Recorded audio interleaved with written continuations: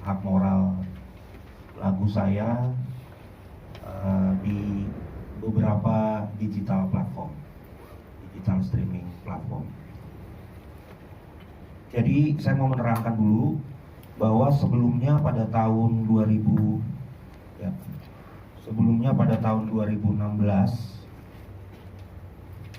saya diminta untuk membuat sebuah lagu yang akan dinyanyikan oleh salah satu penyanyi di Indonesia, yakni Ryan Pono.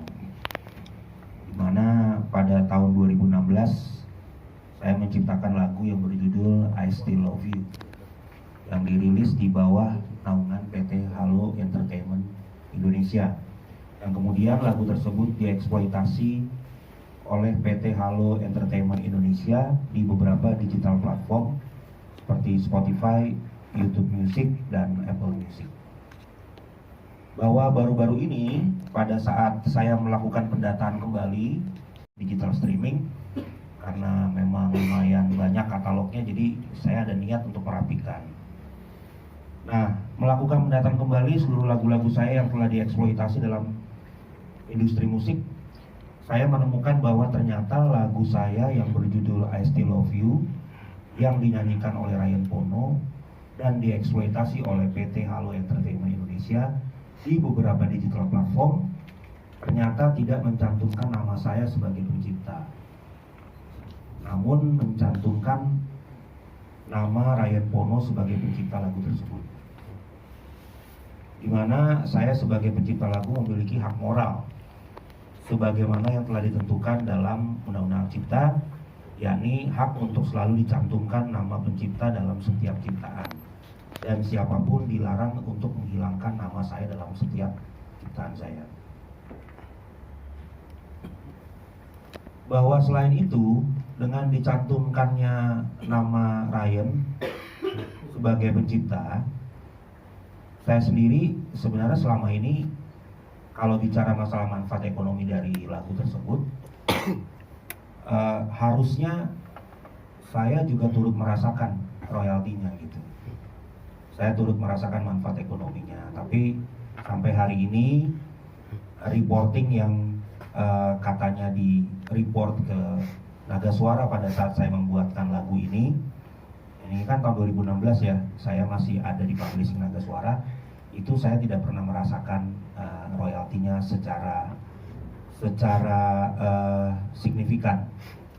Nah, jadi tindakan yang dilakukan oleh PT Halo Entertainment Indonesia secara nyata telah melakukan pelanggaran atas hak moral sehingga telah melakukan pelanggaran atas hak cipta. Nah, oleh karena hal tersebut, saya melalui kuasa hukum saya, yakni kantor hukum Minola Sebayang and Partners, telah melakukan teguran. Jadi kita nggak main untuk preskon aja, tapi kita udah melakukan teguran atau somasi sebanyak 2 kali. Yang pertama, somasi pertama dilakukan pada tanggal 19 Juni 2025, namun tidak direspon oleh PT Halo Entertainment Indonesia. Somasi kedua pada 4 Juli 2025 dan baru direspon pada tanggal 7 Juli 2025.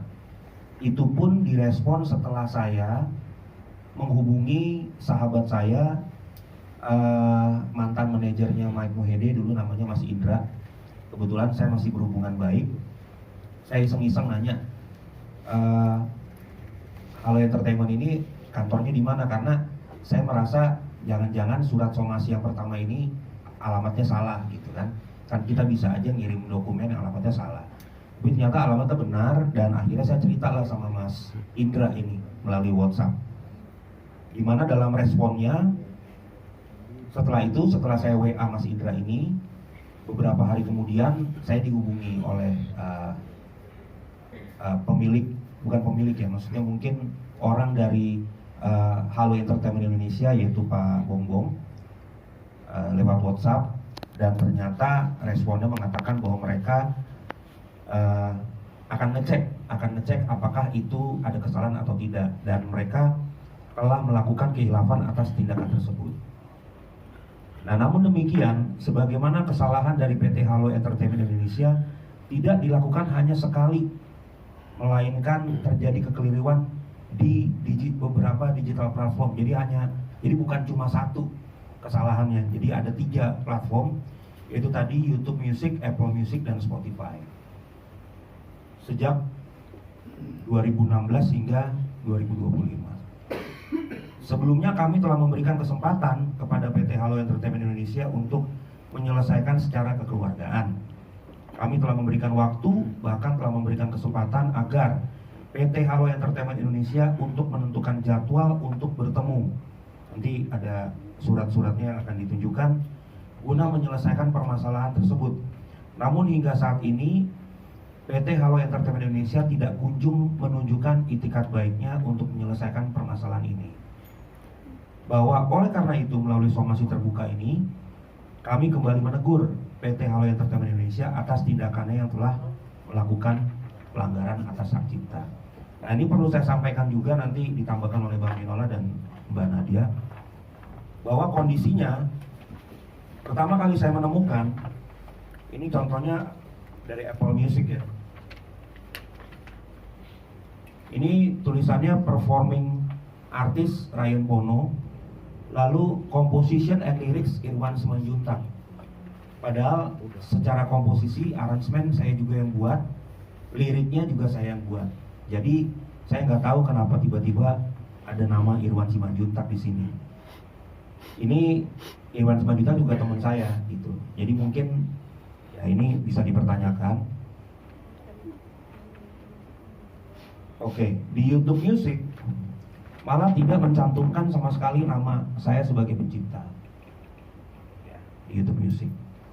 Terus untuk Spotify, pertama kali saya menemukan ini langsung atas nama Ryan Bono sebagai penulis lagunya. Nah, sementara di YouTube dari Halo Entertainment Indonesia jelas nama saya masih ditulis sebagai pencipta lagu, yaitu Badai Krispati. Lalu setelah ini direspon beberapa hari setelah surat berbalas kepada kuasa hukum saya, ternyata di digital platform ini sudah diganti namanya menjadi nama saya. Jadi sudah ada langkah untuk mengganti nama tersebut kembali ke nama saya. Artinya memang secara tidak langsung mengakui bahwa ini ada kesalahan dalam memberikan informasi kepada agregator sesuai dengan alasan yang bersangkutan bahwa mereka telah menitipkan ini kepada agregator, jadi tidak memasukkan langsung. Namun bagi kami, karena saya juga punya perusahaan rekaman, agregator pasti akan menerima input atau informasi dari yang memberikan metadata. Jadi tidak adalah hal yang mungkin tidak masuk akal ya, tidak logik kalau penginputan data bisa beda dengan informasi. Jadi maksud kami dari respon ini adalah somasi terbuka kepada PT Halo Entertainment Indonesia. Mohon direspon, mohon diklarifikasi, karena sesuai dengan undang-undang dan peraturan bahwa setiap pelanggaran hak moral ada sanksinya, dan ini bukan saya yang ngomong, tapi undang-undang cipta yang bicara. Nah setelah sebelum ini kita juga pernah ada berurusan ya Bang dengan satu label, dan selesai mereka menanggapi dengan baik tanpa harus ada seperti ini.